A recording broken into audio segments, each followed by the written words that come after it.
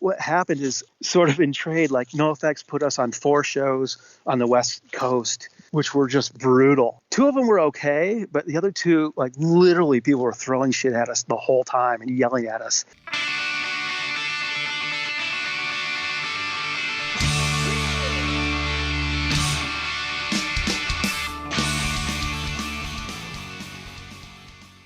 Welcome, everyone, to This Was The Scene, the podcast that takes a look back at the late 90s, early 2000 punk scene. I am your host, Mike Doyle. Mustard Plug is an American ska punk band from Grand Rapids, Michigan, consisting of Dave, Brandon, Jim, Nate, Colin, and Rick. I didn't say their last names because I suck at saying last names, so that's why I didn't say their last names. Formed in 1991, the band has regularly toured throughout the United States, Europe, Japan, and South America. They have toured with the Warped Tour twice and participated in the Ska Against Racism Tour. As of 2014, the band has released 7 studio albums and continues to tour actively. Explaining the band's goal, Jim said, "We may have some messages in our music, but essentially we just do this because we love it and we want people to lighten up and have fun." I kind of love that. Thank you to Aaron Carnes for his introduction to Dave, and also make sure you go check out the In Defense of Ska book that Aaron talked about in his interview last week. It should be coming out in May 2021. Yes, the world will still be here then. So we got Dave on the Skype, and this is what we talked about.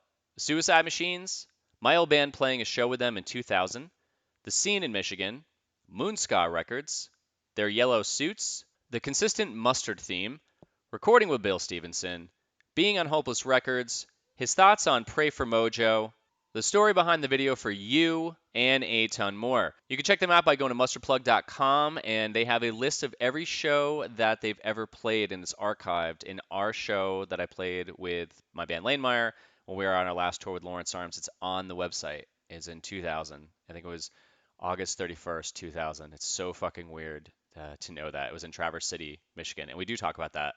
So that was really cool to know.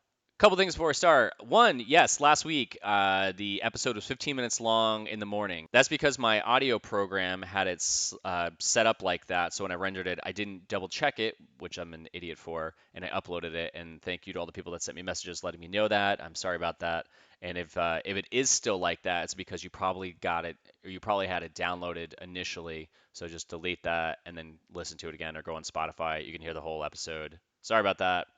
Yeah, I suck. This week is sponsored by Jersey Interchange, and here's the write-up that Christian gave me. Jersey Interchange is an ongoing musical collaboration series that reimagines the songs of the New Jersey punk, hardcore, emo, and ska scenes of the late 1990s/early 2000s. A total of over 50 different artists from some of the most beloved bands in the Jersey scene cover over 30 songs from other NJ scene bands and artists, and bring a fresh take on the melodies that have since been buried in basement storage bins but never forgotten in the memories of fans who sang along with them over the last 20 years. I didn't read through this before I read it, so I'm just reading it off the cuff. Tracks include Heath Saraceno of Midtown and Census Fail, slaying bigwigs, raucous punk anthem Flavor Ice.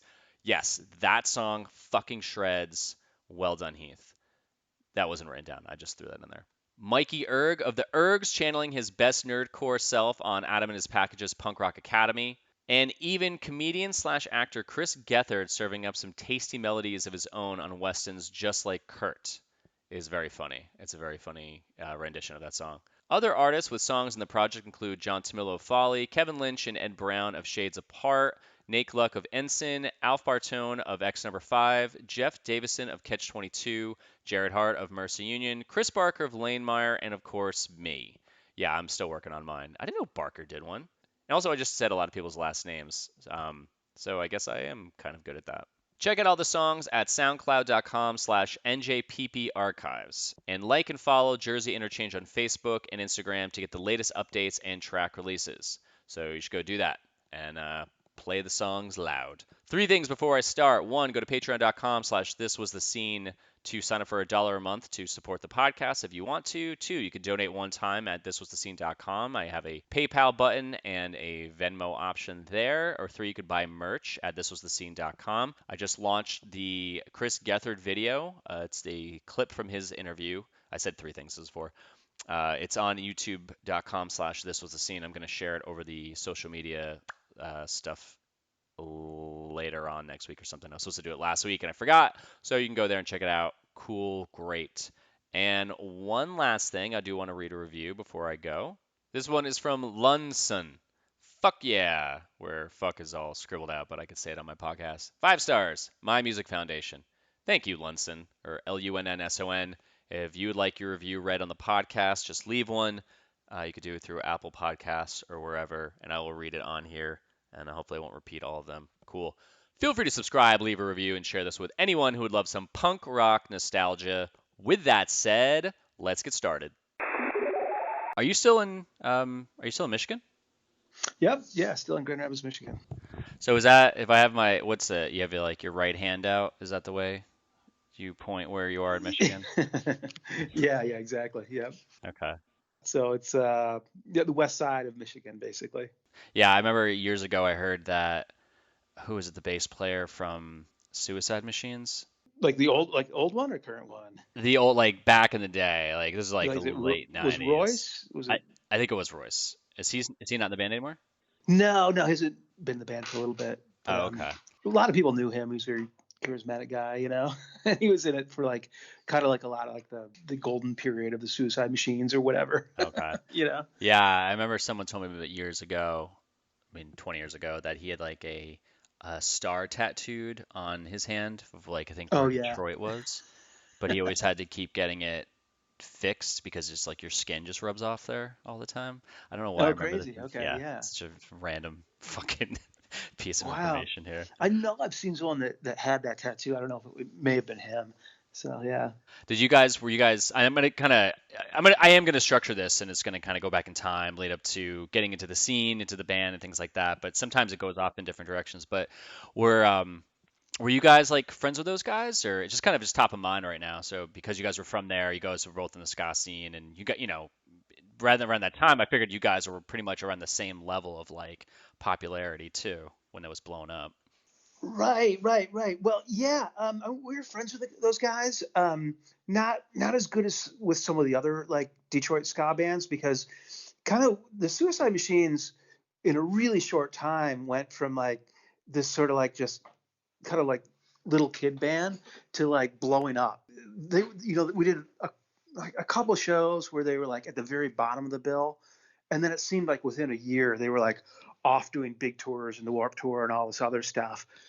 Like if I remember right, I think we actually did like it was like the CD release show for like Destruction by Definition at St. Andrews Hall. Holy shit. Like I'm trying to think what year that was, but they were already like blowing up at that point. Like before that record was released, they were like huge in Detroit and headlining St. Andrews, which is like 1,000-seat capacity room or whatever. And that was like they'd put some stuff out before then, but no like proper full lengths, Yeah. So like they kind of blew up before that even was released. So like I said, we were always friendly with them, but we didn't really do much touring with them. They're kind of off doing their own thing. We were never like the Warped Tour never really liked us. So. Oh, really? Yeah, it's kind of a long story, but we got time. So we never really did the Warped Tour that much, and Suicide Machines were doing a lot of like tours, like kind of like bigger 1,000-seat capacity venues with a lot of like punk bands. Yeah. Whereas like we through like most of the '90s, we're doing kind of smaller, more like we were playing like 300 capacity rooms, 500 capacity rooms. And we did some like punk tours, like we went out with like Face to Face and some other things, but majority of the bands we were playing with were ska bands at the time. Like we were always friendly with them and that sort of thing, but they kind of were in their own little world that was kind of different from ours. But over the last, I'd say like 10 years, we've been doing a lot more shows with them and are probably closer with them now than we ever have been. Oh, wow. That's so random that just happened. I love when I interview people and I just start talking about like other bands and we just start like just like talking about them, where people are like, aren't you interviewing this guy? It's like, yeah, but it's like I like different people's perspectives, especially talking about that time, because it opens that door. It kind of opens up a bit of like of where your perspective was of like, showing where your band was, and then just seeing the bands around you, because it just kind of just paints the picture of this time that the people listening to this, they're all very nostalgic, and they're like, holy shit. Like for me too, I'm geeking Totally, out. I'm like, yeah. that's awesome too. Especially so you guys been playing more shows because you guys never stopped really, right? No, You guys no, we just kept didn't. going. Yeah, we never stopped. That's like kind of like, it's funny because there's some people who like were really into ska in the '90s and then kind of drifted away from it and whatever, and then they like see that we're playing, and I've had people say, "Oh my God, I can't believe you guys are playing again." I'm like, dude, we have never stopped touring. Like we've never gone, like up until this global pandemic thing, like we've always played shows, we've always toured, like, That's so you fucking know, wild, man. I mean, because yeah. you guys started in the early like like 93? Was that when you Well, guys we started? started the fall of '91, actually. So yeah, I mean, it's like I think, but like the first couple of years, we were just like kind of like Midwest based. So I think there's a lot of people don't realize, how far back we go. You know what I mean? Because we were kind of doing like regional stuff at that point. Well, now here's another. I'm sure you've done many interviews, but here's just another source of people learning more about that by like Yeah, talking yeah, about that. There was a question just popped up. I totally can't remember it, but I'll get back to it. But like I said, the structure of this, I started this podcast a couple years ago, just focused on the late 90s because I was in a band back then from Jersey, and there's a Facebook group called the New Jersey Pop Punk Group, and it started in like 2009, and it was very nostalgic in the last couple of years. It just really picked back up again, and it's really been just people sharing flyers and they find stickers and post a picture. They find patches from back then and stuff. And it just the conversation really started blowing up, and then it just kind of triggered me to start this. So it started off as me talking that's about, awesome. yeah, it's like my old band. We got back together a couple years ago because of this podcast and re-released an album that we put out 20 years ago. And I started talking with the Jersey scene, but then I opened up the door and started talking about the bands that influenced us and who was around back then and getting their perspective. Actually, in Aaron Carnes, he's the one who introduced us. Yeah, so he is, if everyone listen, he was the episode before this, and he just put this book out called In Defense of Ska. Actually, it's funny, as we're recording this, his is coming out this week, but when yours comes out, it'll already be out. So I'm kind of talking in the future-ish or whatever. But Yeah, were awesome. you in that book, or did you tell a story that's contributed to the book? Yeah, definitely. I mean, I can't remember. It was like a couple years ago when I did the interview, but yeah, I know. I can't wait for it to come out. I mean, I think it's cool because it seems like one of the books that's really covering like the whole breadth of American ska. Whereas it's one of those things about being like a Midwestern band, like from the Midwest. You always feel like you're being overlooked. Like the West Coast definitely gets most of the hype and that sort of thing, and the East Coast too a bit. But yeah, it's cool. It's like he has a lot of really diverse things that he's looking at. So I'm pretty excited for it to come out. Yeah, it sounds like it's gonna be awesome. So that's gonna come out May of next year, which seems it'll be like 1,000 years from now, because Yeah. everything's a bit interesting at the Well, moment. that'll be cool though. I mean, what May of 21 is when it comes out? Yeah, May of 2000, Yeah. yeah, 21. So Well, yeah. Sorry, go on. no, that'll be good though, because I mean, I think timing. Hopefully, that'll be like, like cross my fingers, like shows will start happening again then. So, I think that could be a really good time to release something and you know give a little Yeah, more energy to the scene and all that. yeah, it'll be wild to see because I've been seeing people post in Instagram things like this concert's coming up, and I'm looking at them and the date's like October 2021. I was like, Yeah. damn, dude, it's like rescheduled for 1 year from now. It's like, oh Yeah, shit, yeah, man. it's rough. Did you guys have a tour scheduled during all this, or Well, we had like I guess we were kind of lucky in a way because we had some bunch of stuff in spring. We had like some like we were doing some Midwest stuff, and we had a bunch of like festival dates that were lined up, which all got kind of postponed. So timing wise, we were planning on taking the spring off mainly anyways because our horn players both had like newborns coming. So we did a ton of touring right before the pandemic hit. We were like in Japan. We went to Australia. We wow? had a really, really successful West Coast tour. So we were getting all this stuff in because of these pregnancies. And then, yeah. So I mean, timing wise, it was we kind of lucked out. But we had like, but now it's like stretched on way longer than we had thought. And we were planning going hitting the East Coast in the fall and getting the West Coast. I mean, we're, like I said, we're always kind of touring, and we do a lot of the same stuff year after year. Like that, it's like, yeah, we don't even know when to reschedule stuff for now at this point. I know I'm kind of jumping around over the place, but real quick, are you guys, is it, I'm guessing when you're touring, you're playing clubs or Hmm. outdoor venues. Is there any, in the last couple of years, have you guys actually played like a Legion Hall or like the old school underground venues? I'm trying to think if like, I mean, there's like Gilman Street, obviously. And we No, played but like there. Like, legit, like a Legion Hall, like in yeah, Jersey, yeah, that like was, Legion Hall. like I don't even know if those even exist anymore, like those kind of shows. Well, it's funny because we had one lined up um, in Minneapolis. Like the club that we usually play shut down. So I guess there's a place like a Legion Hall there that started to do shows. What? Um, That's wild. yeah, but yeah, Triple Rock was such a great club, and it was like we did so well there, and it was just so sad it shut down. But yeah, so that would have been interesting because it's been like, I mean, we've done lots of Legion Halls, we've done, basement shows, we've done everything, but it's been a few years, so Yeah, that's like just really what I remember from back then. It's just like that was pretty much like the venues. And real quick, my old band, we were called Lanemeyer, and we played a show with you guys in 2000 uh-huh. in Traverse City in Oh Michigan. no way. Yeah, it was I think that was a Legion Hall. It was right by the water or like very close to the water.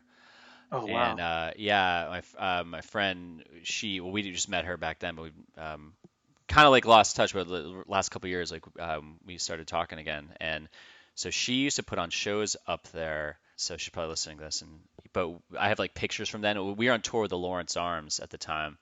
Oh yeah. Yeah, and Yep. Brian from Gaslight Anthem, he was actually in our band at the time. And so it's like it was just this crazy thing to like look back on. We're touring, and then we show up, and it's like, oh, Mustard Plug's playing, and we're like, what the fuck? This is crazy. The show was fucking amazing. So like I figured, Yeah, I yeah, the scene remember was that. incredible. Yeah. So I just wanted to like Yeah, throw that in that it there. was cool because Traverse City for a second had some cool shows and a good little scene. It's it breaks my heart because like there's literally no place to play in Traverse City anymore. Like Yeah. not even bars or anything. Really? It's just like, yeah, yeah. It's like they've all shut down, and it's such a huge bummer because we were built. It's rough because like it's a smaller town, and like we've played there lots over like the last 30 years, and we found this like place. It was like a venue slash art gallery that was, we were like really building up like a really great crowd there, and then it shut down. And it's like, club that size, or town that size, the club shuts down, and then another club shut down. And there's just no place. And I mean, it's one of those things that everyone's scared that's going to happen because of the whole pandemic shutdown. That like, so many towns that if they lose their venue, there's going to be no place to play at all. So we'll see what Yeah. happens. Yeah, I'm sure. I mean, I'm definitely sure that is happening, but I feel bad. I feel really bad for club owners so that's happening too. But I mean, the only thing you could think about is that later on someone will come around and either buy that venue or start it again, which is still sad for the people who own it Yeah. now. It's kind of like dismissing them, and I hate thinking like that, but it's just shitty that that's just one of the things that's going to happen to bring this Right. thing Right. back around. Because I'm pretty sure once this is gone, people or manageable, whatever the fuck it's going to be, I'm sure people are going to lose their minds about having live music, and they're going to go and do whatever it takes to get that to happen again because people are like starving for it. Totally. Yeah. Yep. So, Yeah, that'll definitely happen most places. all right, man. So let's go back in time. I know I usually try to keep this to an hour. Sometimes it goes over depending on how the conversation goes and your schedule and all that. But so do you like being called Dave or David? Probably Dave, but either Okay. one, whatever. So let's go back to young Dave when he was growing up in Michigan. I think that's where I'm guessing you were growing up. And talk about what was the song or the music video or whatever it was musically that you heard and it just caught your attention and music entered your life where you're like, I have a giant passion for this. Yeah, I mean, the first music I got into in elementary school was probably like the Beatles, Yeah. and but I don't know if that really like changed my life. I mean, as far as like, it was more, and I don't think there was any specific song, but it was just like getting introduced in to punk rock, in like early high school, that sort of thing. And I had kind of a weird introduction that like Yeah. my older sister was dating one of the guys from this band called Born Without a Face, who, like, if you're into like obscure Michigan hardcore from the 1980s, they're kind of like they still have this weird like cult like following. I don't think they ever put out like a full length. They just put out like 7 inches, but it's like one of those things that like, super like hardcore fans Okay. are really into, right? And so they were like, they like did shows with Negative Approach and bands like that 80s thing. She kind of like, that was kind of like my first introduction, but she went like, she was 4 years older than me, so I wasn't like hanging out with her. She wasn't like, she'd occasionally like lend me a tape or something. And so that's kind of my first introduction to like real punk rock. And then, when I started going to shows when I was like maybe like 15 or 16 or whatever, and then it was just, basically punk hardcore shows at the time. That was what really changed everything. It was more than just, I guess, the music so much. It was as much like the whole scene and the social aspects and the whole counterculture aspects of it was what really turned me around. What year was this when you started doing that? It was probably like 1986 and 1987, like the 2 years like in high school that I really got into it. And was there like a big local scene? Because this was Michigan, right? Because you said Yeah, this okay. Grand Rapids. So, Okay. like in the early 80s, like Grand Rapids had a really good scene, and a lot of the bands came through that you'd expect. Like Naked Raygun played a lot, and then Black Flag came through. Descendants came through, and that scene was really thriving. It was all like hall shows, and it was really thriving through about 1986. Wow. But then like it just kind of collapsed almost around 1987 because all these clubs, like they stopped letting punk bands or promoters play.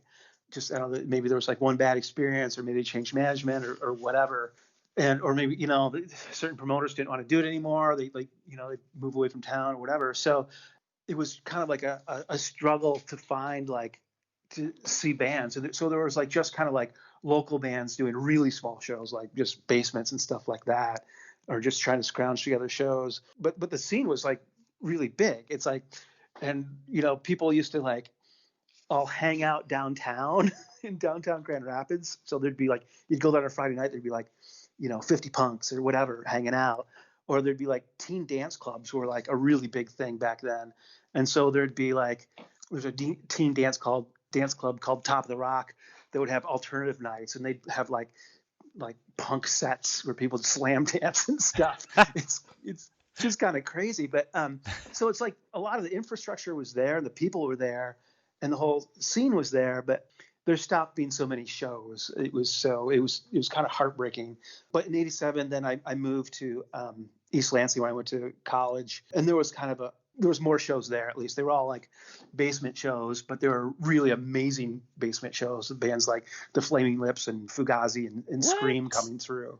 Yeah, Holy I mean, shit. it was mind blowing. These were all total like just house basements, and the scene wasn't huge. I mean, there'd be like 50, 100 people at a show, but just like huge bands. Like, there'd be like, when I first got there with bands like, the Crucifix, who were from Lansing. The Fix were a big like 80s Lansing punk band that evolved, became like, one of the guys went to this new band called Just Say No. And so there were like those bands, but it was also kind of transitioning in different ways, where there was like the whole, like touch and go scene, and like the whole sub pop grunge scene, and the whole like Amphetamine Reptile, all these like kind of like, I don't know if you call them post punk or grunge or whatever, but it was definitely evolving away from like the 80s hardcore thing. But it was really pretty exciting and fun, and Laughing Hyenas, who I think are one of the best and most underrated like Michigan punk bands of all time, like used to play basements all the time. So it was a really cool, exciting thing. Laughing Hyenas. I've never heard of them. Yeah. It was. I don't know. Are you familiar with them at all? No, never heard of them. So Laughing Hyenas, it's John Brannon was the singer of Negative Approach, who were probably the biggest of all the Midwest hardcore bands.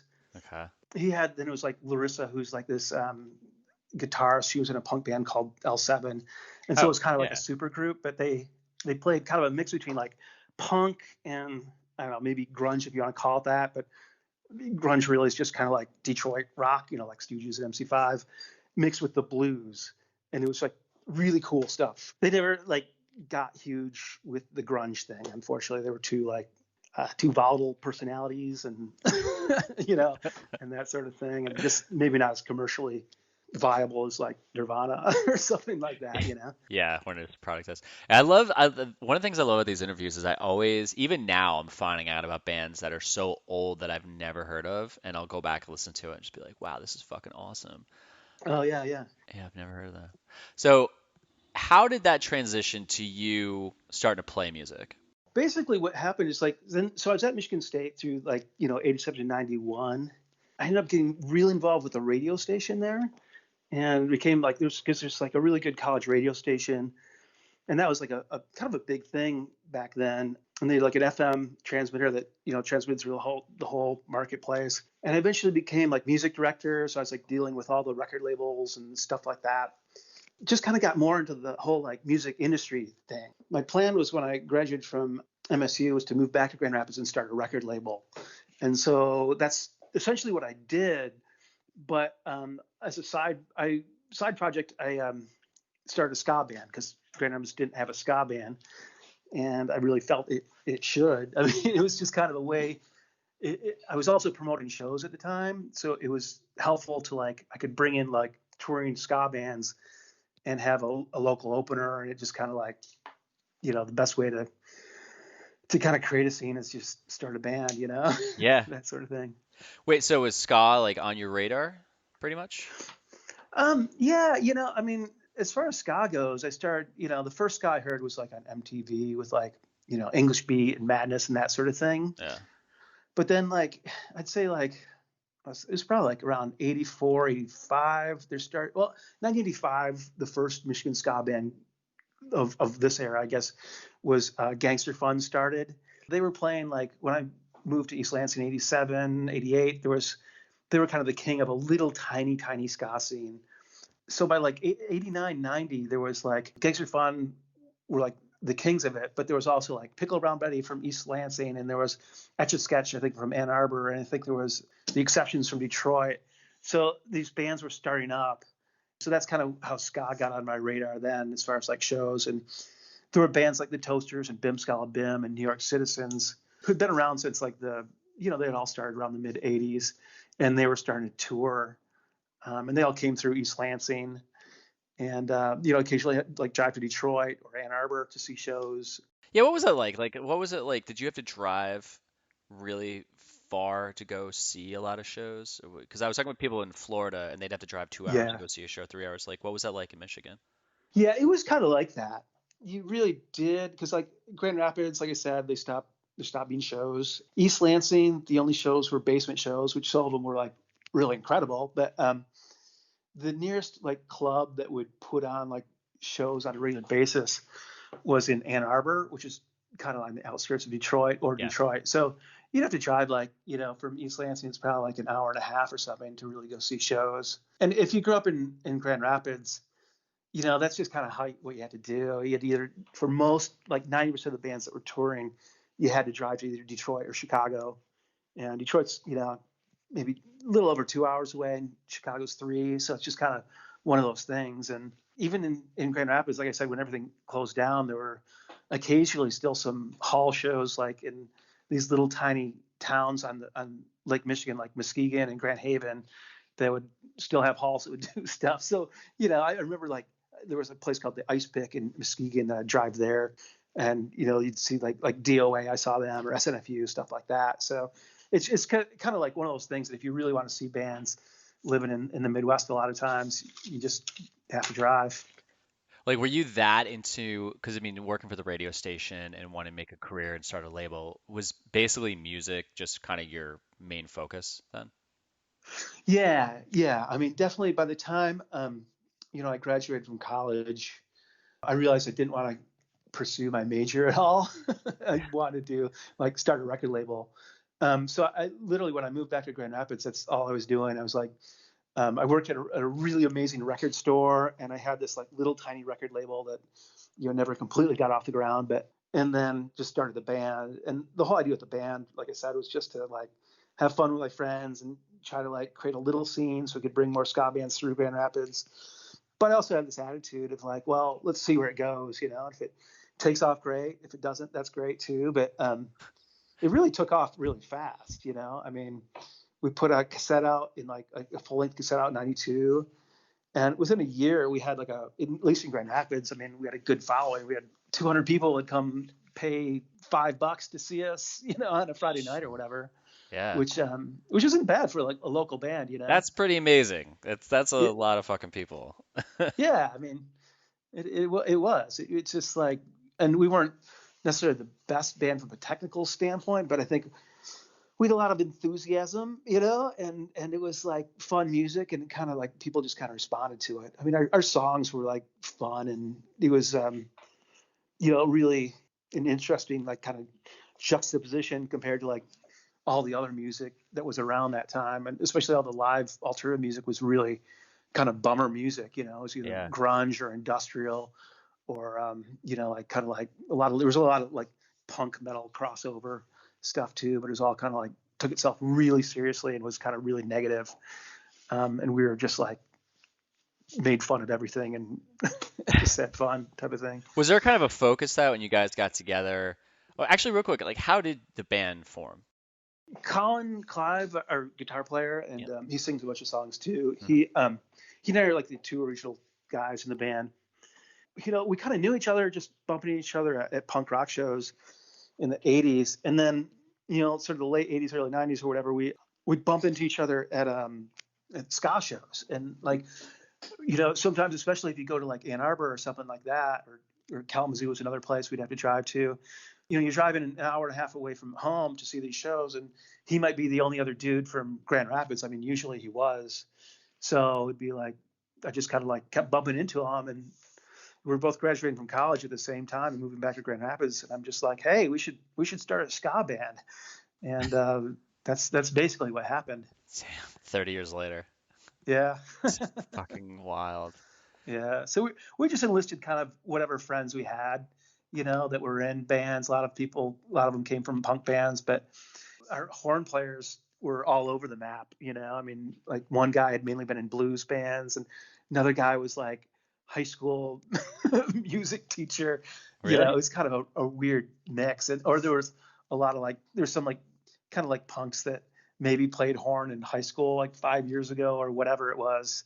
And just kind of, we were cycled through a lot of people at first. It was just kind of like whoever wanted to join the band, we'd find a place for them. But just did you guys kind of have a mission, like a vision of what you wanted to do, or was it just loosely based on, I like this music, we get along, the scene is kind of just really taking itself too seriously.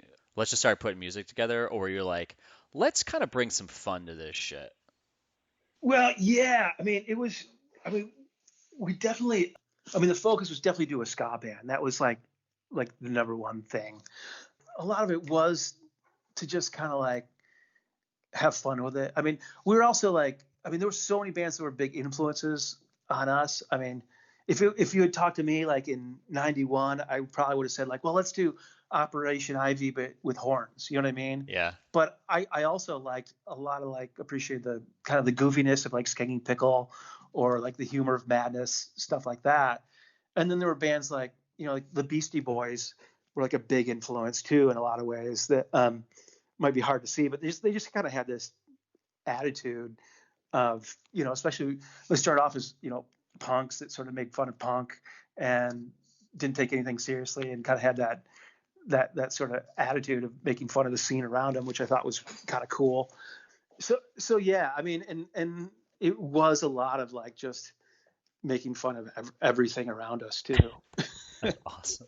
So like when you guys started playing, did you record like before playing, or did you start playing and then record after? Well, no, we started playing first. Yeah, definitely. I mean, we played our first show like maybe a month after we started, and it was just like our friends, like our drummer's wife's birthday party. So we played his little tiny basement, and there were 20 people there, and we knew 4 songs, and we played our set twice. You know, And then our next show was an open mic night where we did like 3 songs, and then they ushered us off stage. And it was just like, Wait, what do you and mean then they I don't know ushered you what we off did after that, stage? but They like kicked you yeah, off like they had like the giant with those hooks? No, that's pretty much. I think they cut the sound on us. really? They're like, yeah, I think they're like, oh, that's all you get. Oh shit. I'm like, all right. So, but I mean, pretty soon we had like, I mean, 8 or 10 songs, which was enough to like get an opening slot somewhere. Like I said, we'd open up for like other local bands or ska bands, or as soon as like the Detroit scene found out about us, out about it. I cannot say that right now. Out about us. Thank you. Yes, you're welcome. Yeah. Then we started getting shows over there too, because there was actually a really good underground scene, and there weren't a ton of bands, so promoters and whatever were always looking for another band to throw on first. So So at this point, you were graduated from college, correct? yeah, And yeah, so you didn't have that hovering over you. You're like, well, if anything goes everything goes wrong, quote unquote, I've got a degree, so I don't have to stress about that. 'Cause some bands, they'll start off like for me when we played, where it was like 18, there was kind of looming. In the beginning, it was looming that college was ahead of me, and then I'm in my 20s touring in a band, and college is like all my friends are away, and I'm in a van going, shit, I'm kind of missing this. I'm kind of missing this. But it sounds like you didn't have that. You didn't have that in front of you, so that wasn't like kind of a barrier for you personally then. yeah. I mean, that's true. We didn't. I mean, I didn't really feel like I was missing out on anything, because like especially like '91, graduating from college, it's like the economy was terrible, and I didn't know too many people that were getting like really awesome jobs that I felt like I was missing out on. That's a good I point. felt like, Yeah. yeah, I felt like the opposite. Like, oh, they have some job and I'm in a band. This is way better. I mean, that's pretty awesome. I mean, did you guys kind of connect the dots here between you started playing and then so I want to kind of talk about like you start playing, you got your first release out. You said almost pretty quickly you start getting a pretty like decent sized crowd coming in, and then you're Yeah. playing around Michigan. So how did that lead to getting what came first, touring and then Hopeless, or Hopeless and then well, actually no, I'm sorry, because you guys went from because I'm your page right now. So you had Skypocalypse Now. So that was the Yeah. first release on Hmm. Dashiki Clout Records. Yeah, That that was was just my 92. little record label. Yeah. Okay, and then you went to Moon Ska, which I just interviewed someone. Do you remember her? Chris the Wicks, Quilina? Sounds familiar. Did she used to work at Moon at one point or something? She was working there, and so I wanted to see if that had a connection with like you guys getting signed to that at all, or have you met her? No, and we weren't. We had kind of had a weird relationship with Moon. I mean, a good one, but basically, Moon Records was owned by Bucket, the singer guitar player from the Toasters. I'd known Bucket from like my radio days. I was music director. I contacted him to try to get some records for the station. I actually like was in New York City at the New Music Seminar. He's like, "Yeah, come by the warehouse," and I came, and I got this address, and I'm 18 years old or whatever, and walking around New York City, Manhattan by myself, and I find this address, and I go up 2 flights of stairs. I'm like, huh?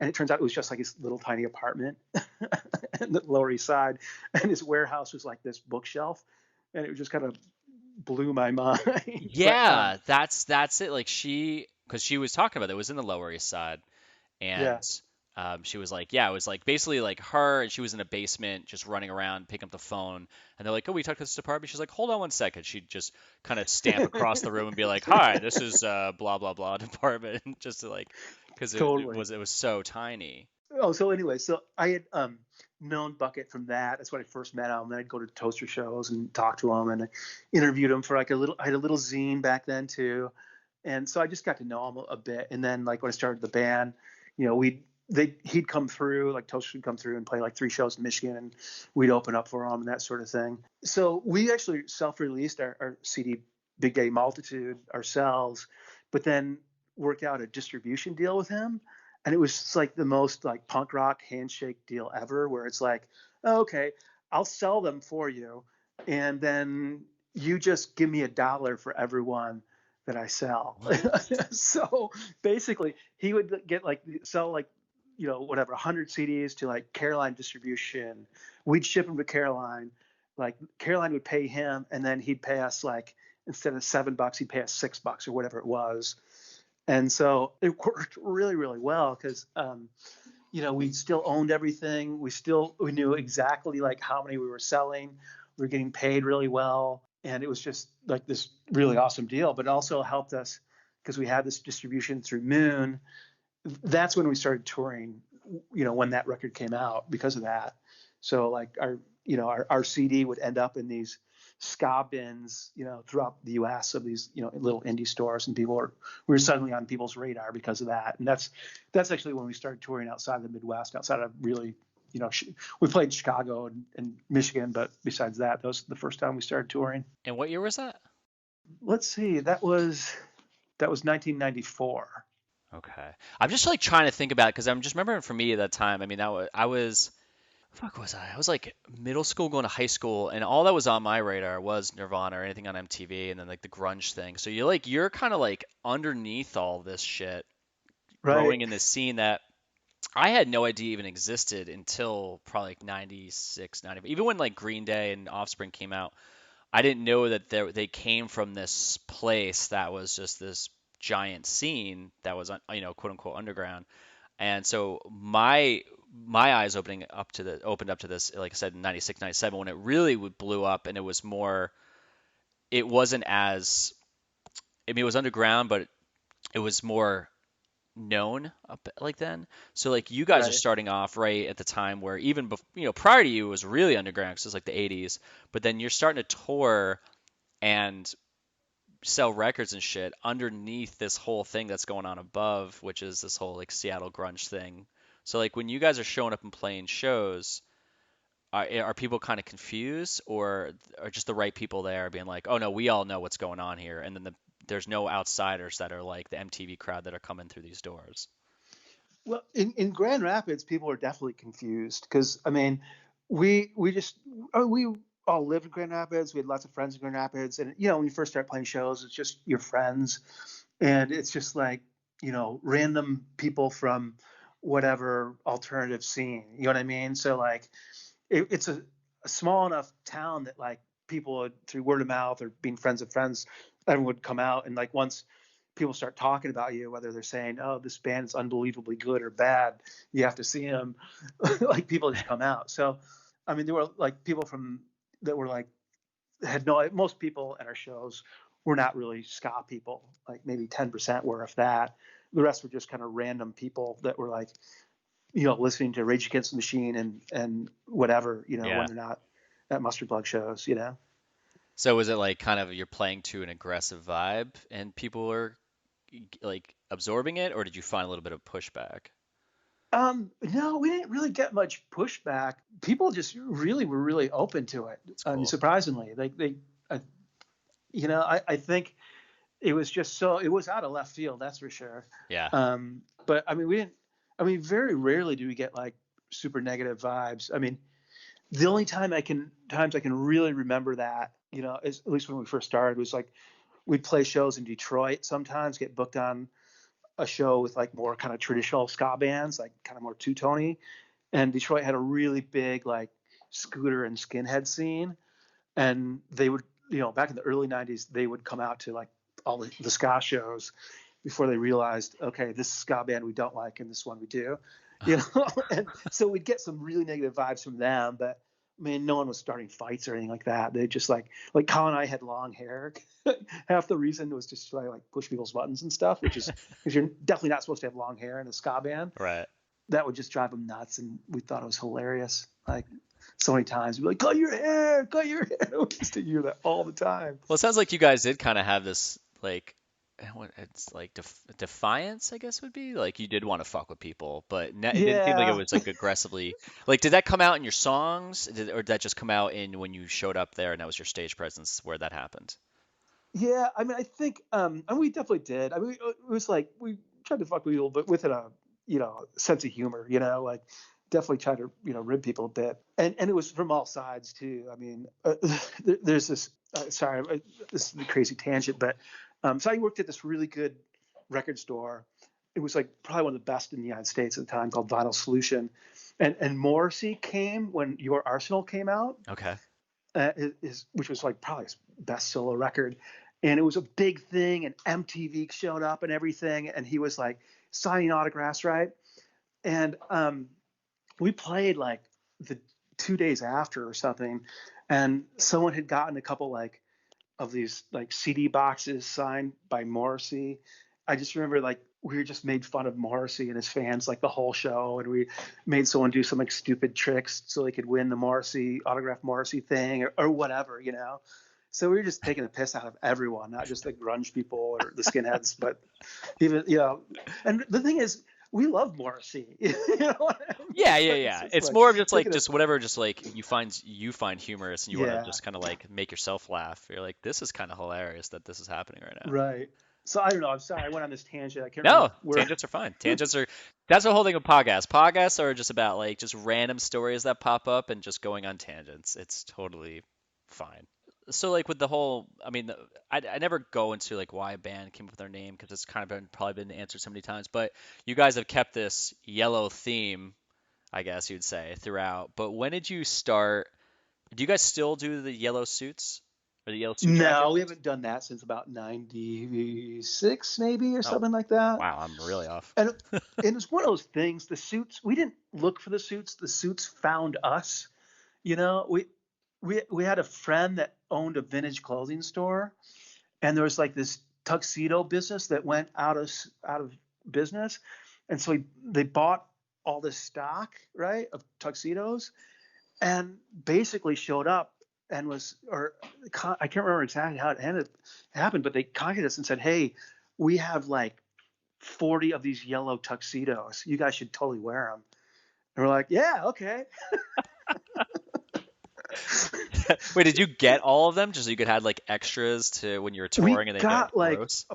we got about like 15 of them, I think. Jeez. So, which was really helpful because like, you know, different members came and went over the years. Sometimes they'd leave the jackets with us. Sometimes they'd take them, or sometimes we get people that are bigger or smaller. So yeah, we had like 15 of them at one point. It's just funny to me because the first time I heard about you guys was on the Hopeless Records comp. I Hmm. think it was Beer Nuts, and you had the video. What was the name of Yeah. this? Yeah, you. And that's when I first heard about you guys. But you guys are wearing that in the video. So now Oh, me, that's right. Yeah. yeah. So now and this was 97, 98 when I saw that because you guys got into Right. Hopeless around 97, right? So Yeah. you released Yeah. Evildoers Beware. So that's my visually, that's what I remembered you guys as. So now, how many ever fucking years later, 23 years later, whatever it is, I'm still envisioning that like that from that video, that was your outfit, and that's what you guys Yeah. rock. I'm trying to think. I don't know exactly when we gave up the jackets. I feel like it was right around then that we did. Like, I totally associate the jackets with like the album Big Daddy Multitude, but not Evildoers so much. Like, I think we had changed it up and came up with some new uniform by then, but I think we probably had the jackets for the occasional show or something. Yeah. It's hard to remember exactly what happened when, It's just weird that I but remember. Yeah, that just like me. It's so funny because like I'm thinking that was just your uniform for so long, and you're like, no, that was like for a second. But because it was captured in a video, to me, it's like that must have been like your thing all the time. So whatever. and people like it made an impression on people too. That's for sure. You know, because people like for years were like, "Oh, where's your jackets?" You know, yeah, forever. It's funny. You're like, we just did it that one time. Well, we did it for like 4 or 5 years, I think. So Oh, okay. yeah. So I am right. All right. Because I'm trying to think of like when we played with you guys in 2000. I'm trying to. I think you guys played with them on, Oh, but really? It's possible. Yeah. I can't remember. I'll have to ask Chrissy because she'll probably remember from putting the show on. Yeah. But We definitely had uniforms for like, you know, we had bowling shirts, black and yellow bowling shirts for a while, and some other stuff. And we had like official uniforms for like 20 years or something like that. the yellow theme was always introduced always. Yeah, it was always black and yellow. Yeah. So like, did you guys? Was there? Because I do design, but I'm in marketing things like that. So I'm a big fan of branding, and because it just helps kind of carry whatever it is, like the band or a business along. Like, did you guys have like, was there anyone in the band who was kind of like focused and said, hey, we have to stay like quote unquote on brand, and we should make because all your records basically they're very mustard themed. Like you've got, you know, even up Yeah. until 2005, you've got it's just a mustard bottle with sunglasses, and So Right. it's like that's consistent. Was there ever a point where you guys were like, can we just break away from like just being so on the nose with this? Yeah, I mean, there were definitely times, and and it wasn't ever like a really conscious branding decision. It was more like, like I said, someone brought these jackets and like, oh, these are great, and people really responded to them. And even like the Mustard Man mascot thing, that was like, I think it started from either someone did I think someone did a flyer, and then we really liked it, and then we ended up using it on T-shirts, and people really liked the T-shirts. It was kind of like us, like realizing that's what people really responded to. The Mustard Man on the Evil Doers Beware cover, that was the first time we put him like on a record cover, and people really liked it. And so we ended up doing it again later at a certain point. But yeah, it was just more like a response. And so, but we were always kind of battling that a little bit. And we kind of did the uniform because we thought it looked cool. It was also like there's certain guys in the band were like, I like it because then I don't have to think about what I have to wear on stage. Yeah. So there's that thing, just laziness. And it was kind of like it makes you look like you've come to do a job, That's kind of It's like my like a point. janitor or something. Yeah, it's like that. I think that's kind of what's leading to is that some people, when they get stuck in something like that, they almost feel that they're forced to do it and it's not as fun. So they kind of resent it almost. Well, at about the 20-year part, I know I was sick of it. Hmm. Um, and I just and we were running out of decent ideas, and it really started to feel stale to me for a while. And there's Yeah. still people in the band that want to go back to something. So, I mean, there's always, we're not in complete agreement on that one. It kind of goes back and forth or whatever. So, I mean, we kind of have some like loose ideas of what people should wear on stage, and some people pay attention to that and some people don't. And so it goes back and forth. I think when the pandemic is quote unquote over and you're playing songs again live, I think you guys should go back to the tuxedo jackets, Uh-huh. go OG, and play at least one show in that, and then Yeah, yeah. yeah. How did just real quick, the Big Daddy Multitude album, the guy whose face is covered, is that a picture that you guys were a part of, and is that real Mustard? It is real Mustard, and that's like our bass player. Actually, he played trumpet at the time, but yeah, Craig DeYoung.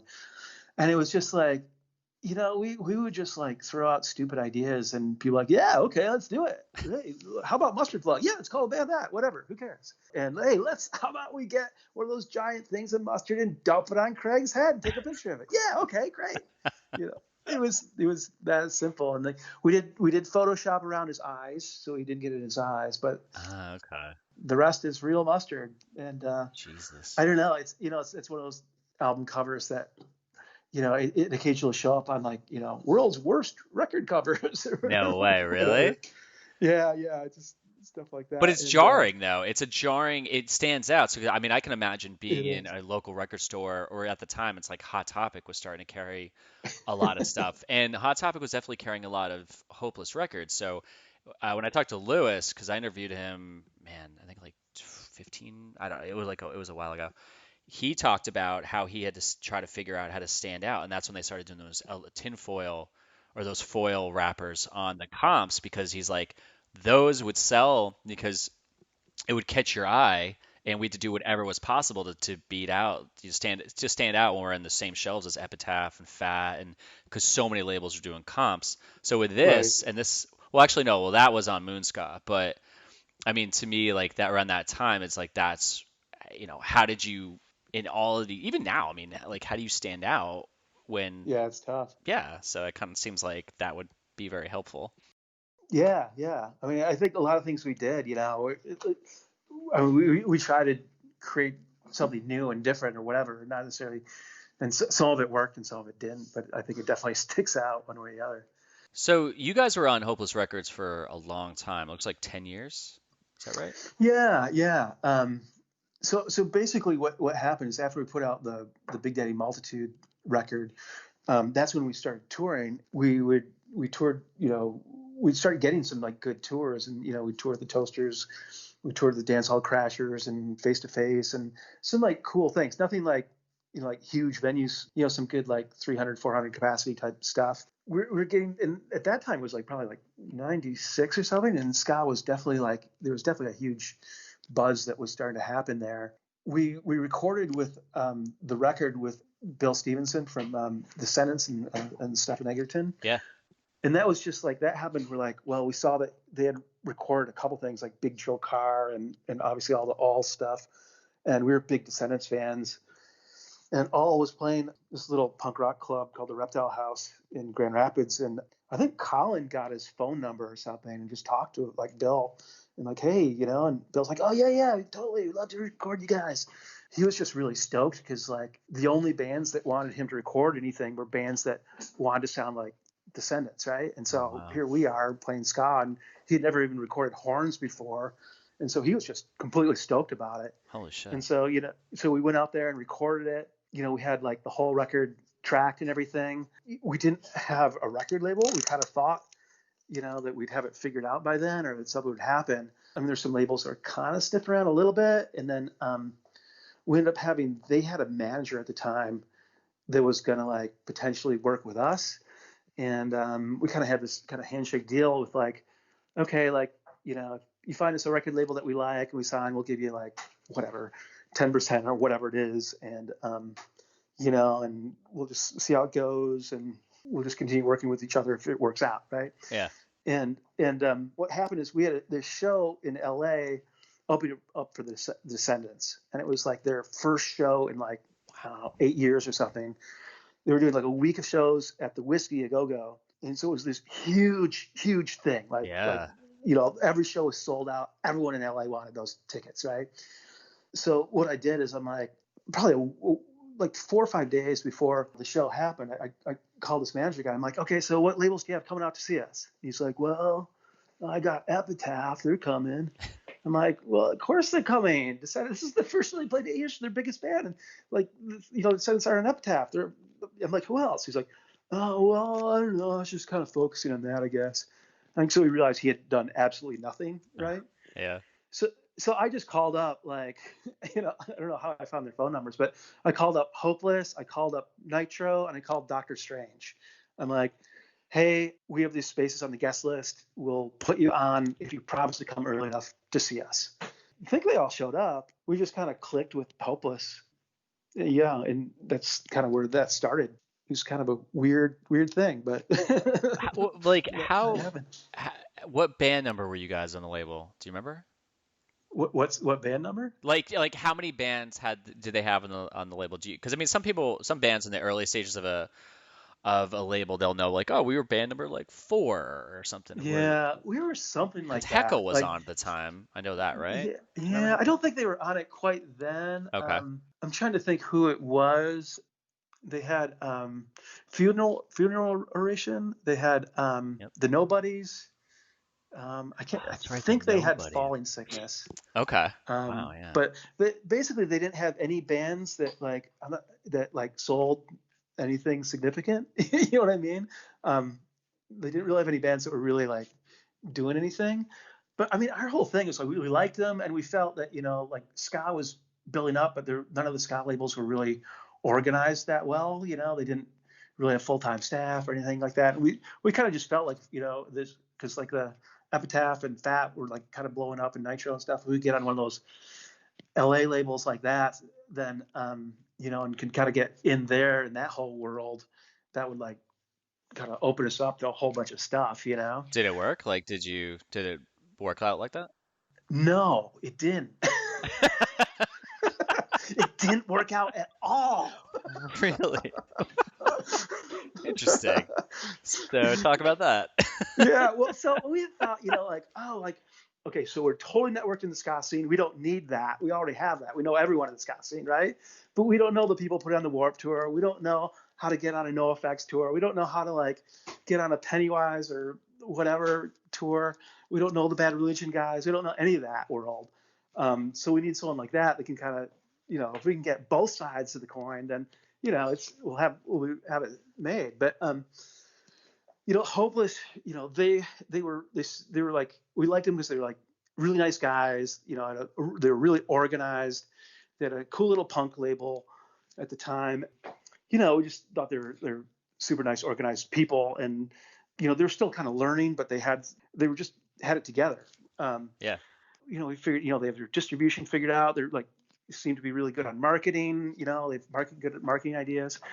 But as far as like, they weren't able to get us on the Warped Tour. They weren't able to get us any tours, really. I mean, they basically, I mean, they try to get their little bands on our tours, and that's about it, really. I mean, the one thing like that they tried to finagle was like, what's that band? Ska band on Fat. I'm just blanking out right now. Oh, Mad Caddies, right? Yeah. So Mad Caddies are a little tiny band that no one's ever heard of at the time, right? I don't think they even had a record out, right? But Fat Mike loved them, and they're like this huge priority for Fat, right? Someone contacted Lewis, I guess, and said, "Hey, could Mustard Plug take Mad Caddies out on a tour?" Lewis contacted us about it. I'm like, "Oh yeah, okay, cool." And he's like, "Well, maybe we can work out some deal. Maybe you could like get like an opening slot for like maybe they'll hook you up with like an opening slot for with one of their big bands, on tour, or maybe NoFX would take you to Europe or something like that. Work out some deal." And we're like, "Okay, cool." We're like dumb kids from Grand Rapids. We don't know how this stuff works, right? Yeah.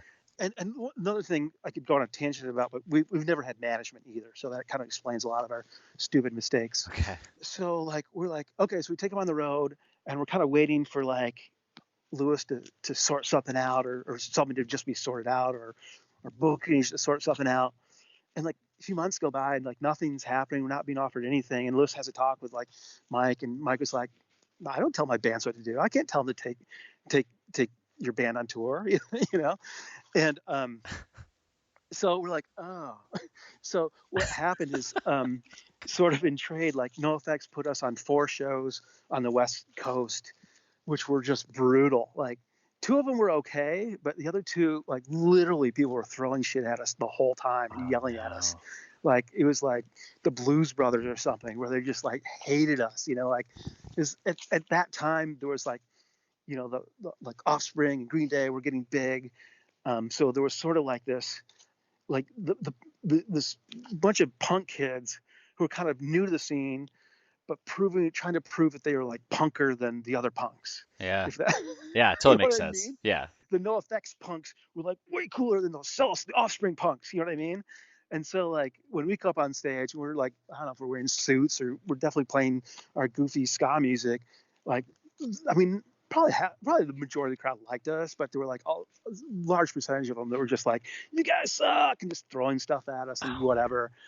And it's all the other thing too. It's like these are West Coast shows, so we didn't really even get to like hang out with NoFX, because they're like all their buddies are there and all their friends are there, so they're all just kind of hanging out with their whole West Coast posse.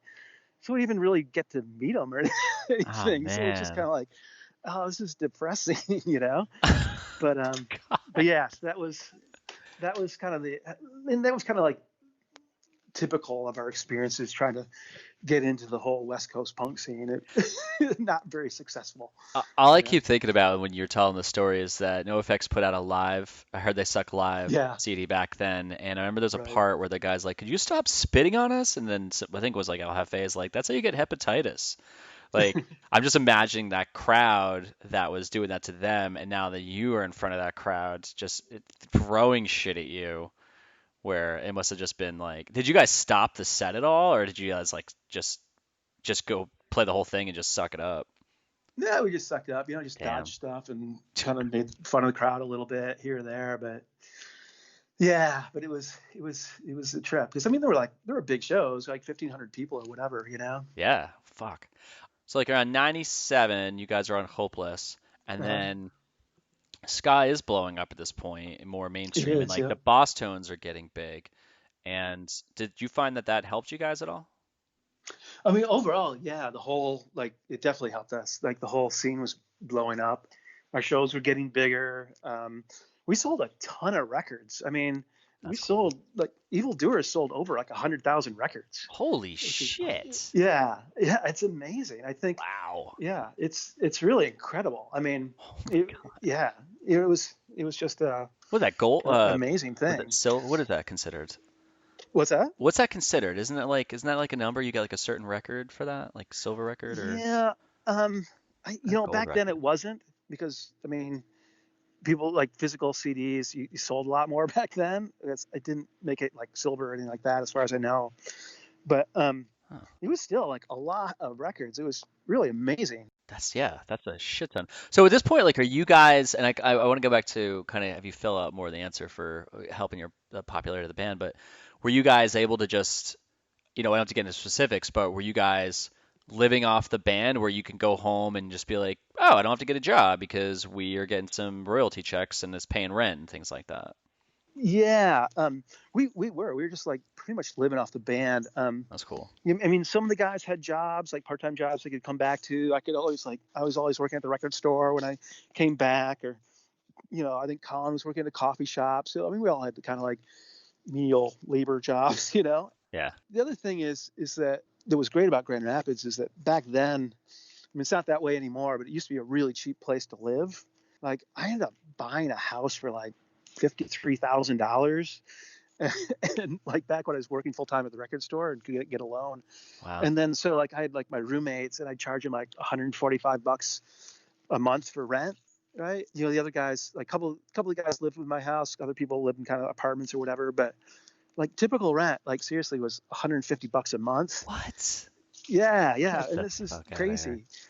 But Jesus. so I mean, we could live really cheaply. Like everyone in the band got $700 a month, right? It just kind of like it worked out that way. And then Hmm. we'd get some, if there was royalty checks, sometimes you get a little more, and maybe at the end of the year some left over, you get a little more here and there. Hmm. But for like we went through like 5 or 6 years where like every month everyone got a check for $700. I remember it, and it was Damn. totally enough to live off of, which is insane, but That's it fucking was. awesome. Yeah, it was great. That's pretty fucking So cool. yeah, so that was like through the 90s pretty much. I want to say at least that's like maybe from like 96 to like 2000 or something like that. And that was when we were touring full time. And Yeah. we'd do like 150 shows, whatever, a year. And so it was cool. It was a great place to live for being a band and all that. Did that ever put any pressure on you guys though? Because then it made it more like did you find there's a balance between being creative and putting out music and having it be an art, and then there's also the business side of it where it's just very static and it's just business is business. Do you find that was kind of throwing off like they weren't balanced that well, where it was just like, well, we got to go on tour because we got to pay bills, or was it still we got to put records out and because it's fun and we like getting that creative, or is it like we got to put records out because, well, apparently we're making money, so we got to keep doing this shit. Well, I mean, as far as touring goes, we always loved touring. So there was never any like pressure to tour because we always wanted to tour back then. Hmm. So that was cool. We were just always looking for more opportunities to tour and stuff. As far as records, there was like some pressure, especially after putting Evil Doers out, and that was really successful. And Ska was like, really big. And, there was a lot of pressure to crank out the next record quickly while Ska was still happening. We are still like, whatever. Pray for Mojo was the one. Like creatively, the music was I thought was really awesome on that. And I don't feel like, we were in any way compromised in that way, because it just, not having to like work a full-time job gave us more time to like just write and whatever and record. But the one place that like it hurt was the artwork. I mean, the artwork, we had an idea and we took a photo and it didn't turn out well, but we had a deadline, so we still had to put it out.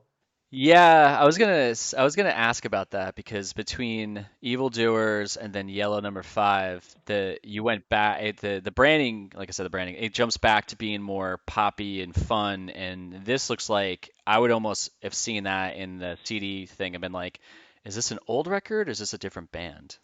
Yeah, yeah, it's weird because like, we the whole, we did this like tiki themed thing, and we thought it would be cool, and it just wasn't even successful on that level. I Yeah. thought that like, I think we were going for some sort of like, like kind of retro tiki thing we thought would be kind of funny, but just looked off. It almost looks like it's like a rock band album, or like it's Yeah. yeah, it's the I mean, it really does just go to show that visually, if you do something a bit different, it kind of sets the tone a bit for what's going to potentially happen, I guess. It sounds like the record didn't do as good as Evildoers. It didn't, and I felt like the songs were equally as good. And like even like Bill Stevenson, who recorded that one too, was like, "This one's so much better than the other one," and the songs are great. It's just we had this idea, and then it's like because at that point, like Hopeless was steadily becoming more of like kind of a corporate label, right? Yeah. Um, and so they had like this art director, right? And they had like in order to like release a record back then, you have to give your distributor 6 months notice, and you have to have the artwork in by a certain date in order to have it shipped for a certain date, in order to have like the press out for a certain date, to have the artwork sent to whatever, so like everything has to happen. There's these hard deadlines, and there's all this pressure to put this record out because your last one sold 100 something thousand records. That we're like, oh, we got the photos back, and like, they're not that good. Do you think, I mean, can your art director work with these or not? And like, oh yeah, he's a genius. He'll do something. And so he kind of tried to polish that turd as much as possible. And then we're like, well, it's okay, I guess. I mean, it's really about the music, right? Yeah, of course it is. So yeah, let's put it out, Oh, man. and they're giving us all this pressure and all this stuff. So yeah, it sucked. It's funny because then there was a Japanese, we ended up having like a friend of ours who did a bunch of artwork for us and did like the original Mustard Man. His name's Jeff Vandenberg. We released Pray for Mojo in Japan. He did a new artwork for us, and it was the Mustard Man, like holding this monkey, like this drunk monkey, which is kind of a weird Simpsons reference. But Drunk Monkey. Wait, yeah, that's because the one Pray that. for Mojo is actually a line from The Simpsons where there's a drunk monkey or whatever, Okay. which we thought was somehow like a metaphor for the band and some inside joke thing. Okay. But so like the Japanese version has this great artwork I'm like, I always thought, man, that totally should have been the artwork for this record.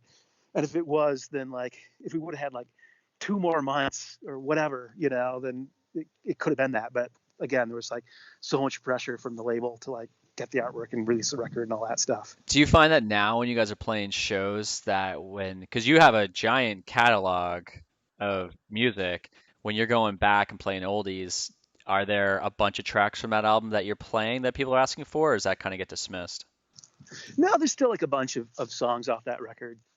And it's funny because at this point, like, your album art doesn't mean that much anymore. Yeah, that's true. People are just digging through Spotify or whatever. I mean, I think videos matter, but album art probably less than ever. And there was always some like good tracks, and even years down the line, we released sort of like greatest hits record and put like 4 or 5 of the best songs off of that one on it. So I mean, I think there's still some really good ones that people have liked off of that record, definitely. Yeah, because you guys definitely jump. Because I mean, like I said, I'm on your website right now. I've been on the whole time, and it definitely jumps back to even just the font you guys use. When you go back to Yellow Number Five, it goes back to being cartoony. It's got the guy.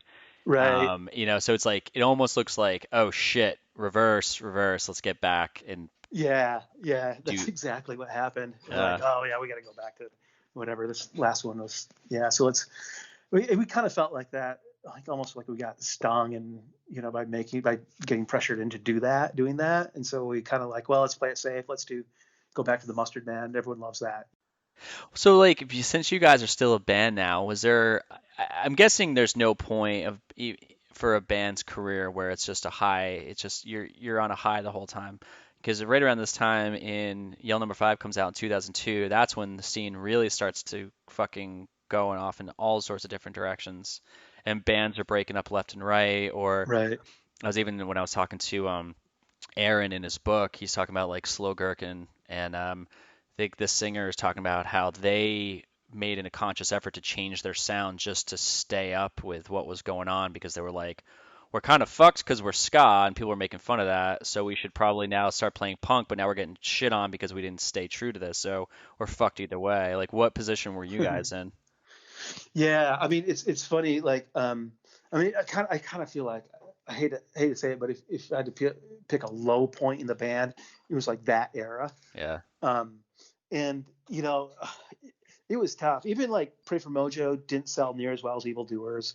And I'm sure part of that was the artwork, but part of it was just the scene was kind of slowing down. And so by like 2000, 2001, 2002, so many of the bands were breaking up or they were changing their sound to become emo. There were so many bands that went from ska to emo. It's crazy. And so, yeah, I mean, we're just like, well, we got to be true to what we are. I mean, if we wanted to be an emo band, then we should just change the name and break up and do something else. But Yeah. which we didn't. I mean, the whole plan was to become a ska band. So we're like, well, we're just going to do another ska record and do what we like to do. And if people like it, great. If they don't, then that's the way it is. The only thing is that was a really contentious time in our band because we'd gone from like touring full time, and then all of a sudden, like I started having kids, and so I didn't want to be on the road as much. So there's like tension there. There's always tension when like all of a sudden, hey, sorry guys, we don't have $700 to pay you this month. There's that too. Yeah. Then there's certain people in the band that are like, oh, all of a sudden I'm like almost 30 and I don't have a job and I'm only making $700 a month or whatever. People started, some people that quit or moved on or whatever. Some people were like, well, the reason why we're not selling as many records is because we're not touring as much. And it's like, well, no, the reason why is because ska's going downhill. No one, people aren't into it, and it's like, so there's just a lot of different kind of a soup of contention there going on for a lot of different reasons. And we tried to we brought in a new rhythm section. It was just, I don't feel that rhythm section for that record really clicked. It was kind of like, our drummer was like, he's an okay drummer, but not like a virtuoso drummer, right? And our bass player was kind of the opposite, where he was actually like too good. Like he wanted to like do all this crazy intricate bass work, and he's an amazing bass player, but like the stuff that he really should have been doing was like a little bit simpler, if that makes sense. I've seen that. I've seen that a couple times in bands where the bass player almost becomes it's like the bass player versus the band, and you're like, there's this person's weight that they don't fit, but they're so fucking good. Yeah. Yeah. So our rhythm section wasn't clicking at that time, and it wasn't helping our live shows either. And the record, we're like ska was like, everyone was shitting on ska at that point, like whatever, like everyone, there was so much backlash, and press wasn't giving you any respect, and there were so many like stores that all of a sudden had been stuck with like all these like ska CDs that weren't selling from these ska bands that no one even heard of, but they put in their stock anyways. And all these promoters that booked like these ska shows of ska bands that like didn't really have a draw, but like, oh, ska, I'll book them. Everything ska sells, right? And then their shows tank. And so we're getting backlash left and right from for no fault of our own, because we actually had built up a crowd, but it was just a really, really tough time to be a ska band at that point. And so we're just like, well, we don't even want to like sink the 20 grand it would take to like go record at the blasting room with Bill. Let's just record in Detroit. We went to like a much cheaper studio, and I think we paid like instead of like, I think the last record cost like $20,000 or $30,000, like that one cost like $4 grand or $5 grand or whatever. Wow. And it was just a different experience. We weren't flying out to Colorado to record it. We were just like driving back and forth, and so I mean, we weren't putting as much into it as we probably should have. I mean, we tried to write good songs, but it was just kind of like, that was a really tough moment in the band, I think, overall, and tough for ska bands in general. That was Yale number 5? Yep. Yeah. Yeah, man. I mean, so I'm trying to like think of like where to go with this, because I mean, it's funny because you guys are, like I said, you said that up until this point, what's pretty much like the average amount of tours you've done per year over since, like, I'd say that era until present day?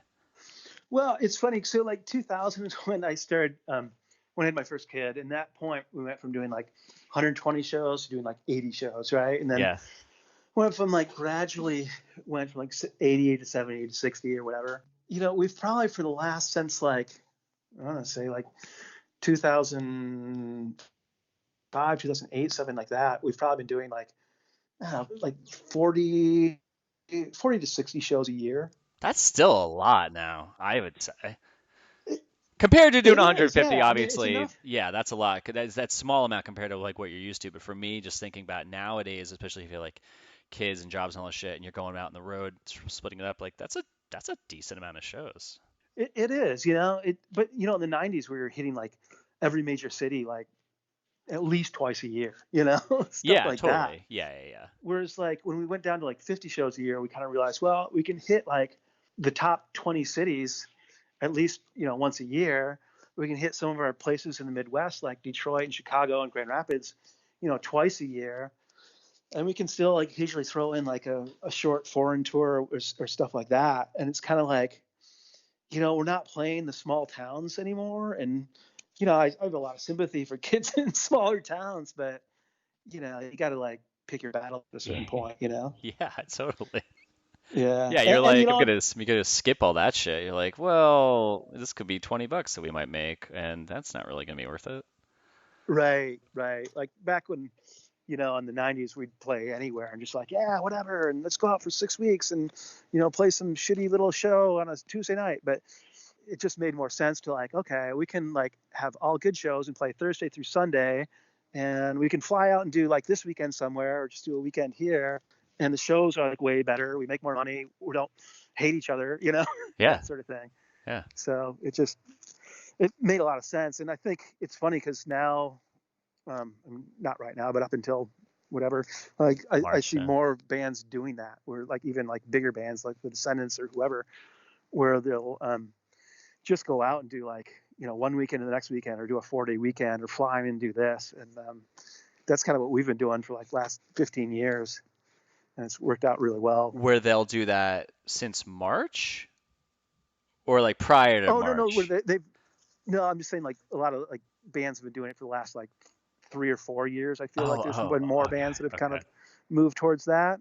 The Descendants, they started playing shows again. They started doing that. And the Bosstones are another one where they'll like do that. And Goldfinger will do that. And where again, it's like instead of like going out for 6 weeks, they'll go out and do like a 4-day weekend or Yeah. like a 10-day tour, stuff like that, which is, you know, kind of what we've been trying to do since like 2000 or whatever. Not that they got the idea from us, because I'm sure we're so they didn't even notice, but I think it's more just like that's what worked with, you know, our lifestyle and family and all that stuff. Yeah, I mean, it totally makes more sense. I think also you have a different mindset as when you are in your teens and 20s than when you're outside of that, where that's like, oh, this is cool. But like, I mean, for me, I'm 41. I can't even imagine if my old band was like, let's go out for like a week. I'd be like, get fucked. I'm not doing that shit.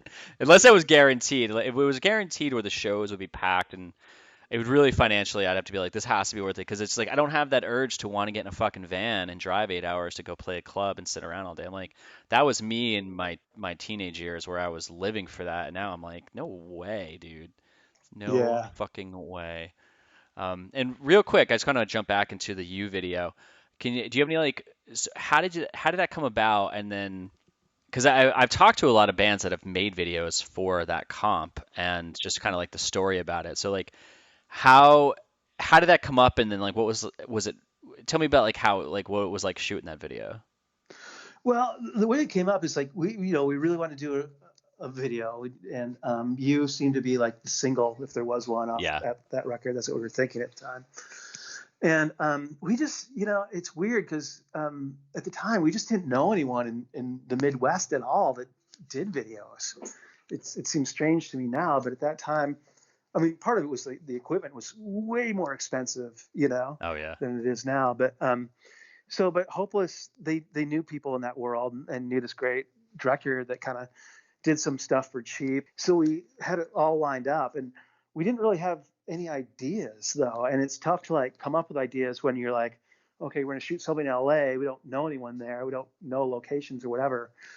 We just had like half an idea, and it was just kind of like, let's go to the thrift store and buy a bunch of little kid bikes. Oh, And right. you know, that was kind of it. And that's the only idea we had. That was one of my favorite videos on that comp. I remember that. I like the song. I like the whole theme of it. Yeah, I remember that was one of my favorite videos. Yeah. Yeah. And so this guy was cool enough that like he'll be like, well, you know, in LA you need to get like I forget what you call it. You need to get like permits to shoot in places. And I'm like, oh, okay, whatever. But I'll tell you what, like I'm good with doing like punk rock stuff. So let's just go and not ask permission. Let's go, jump out of the van, shoot it, and jump back in. And so that's kind of how we filmed the whole thing. And he couldn't. like a Steadicam wasn't in the budget, but he was like really good at skateboarding. So he shot a lot of the stuff like camera on a skateboard, which was pretty cool. And I mean, there wasn't, and we shot part of a live show that we did that turned out really well. So that was cool. It was actually shot live. And yeah, I mean, pieced it together, and it's kind of a fun little video. Yeah, it's so when I talked to Lewis, he had taken because I had talked to Dennis from 88 Fingers of Louie, and because their video I won, I think it was on. God, I always keep mixing up these fucking comps. I was looking for it and it wasn't online, and he's like, yeah, Dennis was like, it was, I think Hopeless took it down, and so when I was talking to Lewis, he was trying to figure out a way to get them back up again, but now that I'm looking at your video is on their YouTube channel and it's got 400,000 views. That's crazy. Yeah. So I don't know if you're supposed to get Wow. royalties from that, but it might be something you should think of asking. Here's the story. We probably should, but I think it's all my fault that we're not. And the reason why is this: in the early days of YouTube, right, or medium days, I was hanging out. We were playing a show in Wisconsin, right? We were sitting in a hotel room. It's like 11 o'clock and in the morning, and I turn on like YouTube, and I decided to like check out our video or something. Up pops this ad for Scott Walker. He's like this Republican governor of or something of Wisconsin, who at that point was like trying to break up teacher unions and stuff in Wisconsin. I just hated the guy. I was super offended that what the hell? Like it looks like we're like supporting this asshole and like whatever. Oh, So I call up Lewis. I'm like, what the hell is this? How did this Scott Walker commercial get on like our video? You know, and like he's like everything that we don't stand for, you know, or whatever. And he's like, oh well, and it was all kind of new, how it all worked. He's like, well, like it's kind of a new thing. You can monetize your videos, and then they put ads in front of them. And it's like you don't have to do it if you don't want. I'm like, no, I don't want to do it. Like, don't want to take like this evil dude's money, right? And it's just so funny because if it would have like I didn't really understand how it worked, and I don't know if we've lost a bunch of royalties or not. I mean, Hopeless probably would have gotten the lion's share of them anyways. I don't know. But yeah, I we don't think don't. so, man, because like there was so I'm playing it right now on mute, and there Oh, was a commercial that played before it, so it's still monetized. Yeah. oh, is it? Well, maybe they remonetized it or Yeah, actually something. you can turn that You on and know? off. It's true. But 400,000 views, man. I mean, licensed to Merlin Hopeless Records on behalf of Hopeless Records, the royalty or something. I don't want to sit here and like cause a fuss or anything like that. I just kind of Oh, it's thought no, it's not a big deal because it's like I don't. At this point, I think everyone understands. You know, whatever. It's 15 years later. I think everyone understands that like that you see an ad in front of a video has nothing to do with no, the yeah, band. We just that's didn't know just that yeah, back that's then. media buy. But where was the club you guys recorded this at? Oh, shoot, I think it was in Corona. I think it was called the Showplace or something like that. I'd have to dig up. One thing that you can do that's kind of fun, if anyone's interested, if you go to the Mustard Plug website, we do have a list of every show we've ever played, like a show archive, What?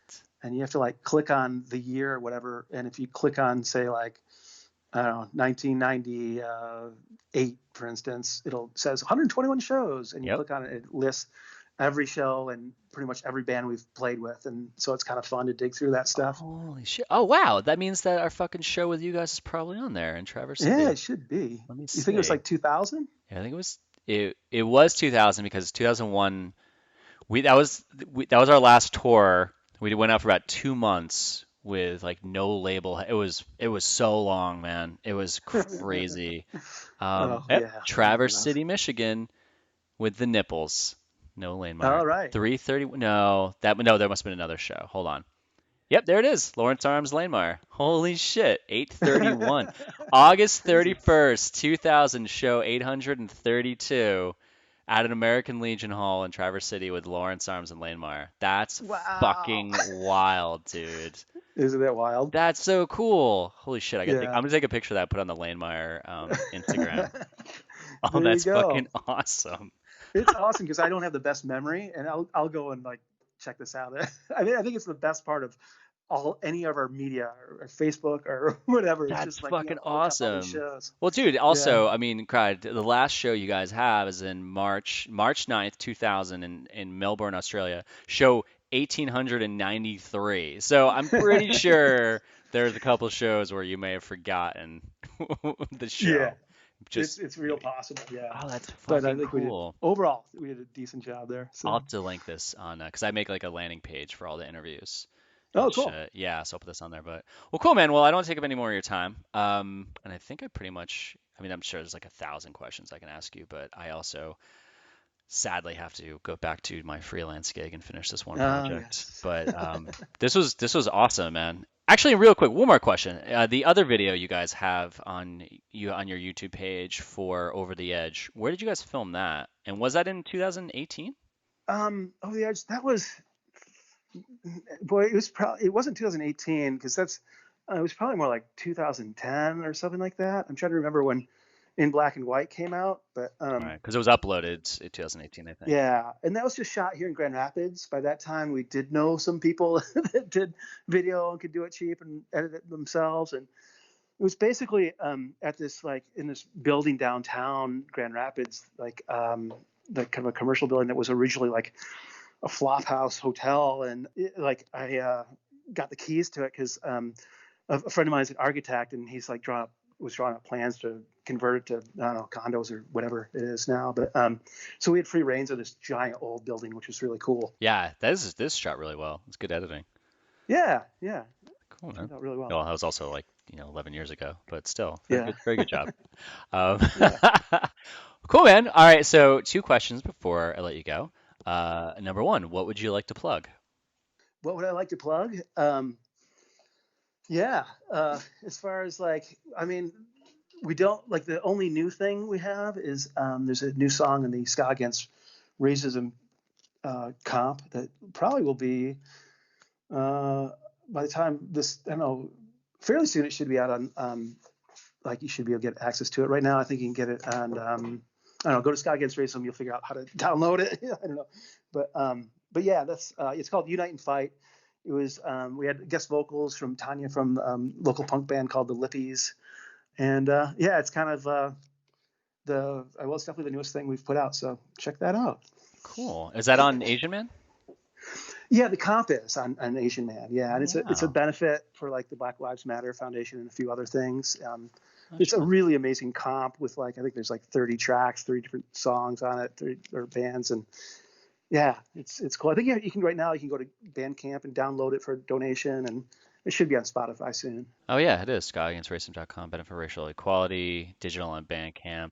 I didn't even know this was out. Oh, that's great. Oh yeah, yeah. Okay, cool. All right, man. Last question. What scene ethics do you hold on to this day? Oh wow, that's a tough one. Um, yeah, I mean the main thing I guess is about generally working with people that you like and trust. That's probably the main thing. I mean, and I use that with like all parts of my life, but I mean, we never found a manager that we really completely fell in love with. And there's one that we turned down that probably would have done great things with, but I just didn't want to have to talk to him every day. But like our booking agent, I love and I consider him a really good friend of mine. And I don't know, it sounds maybe isn't even necessarily punk rock, but surround yourself with creative people that you generally like. I think is really important.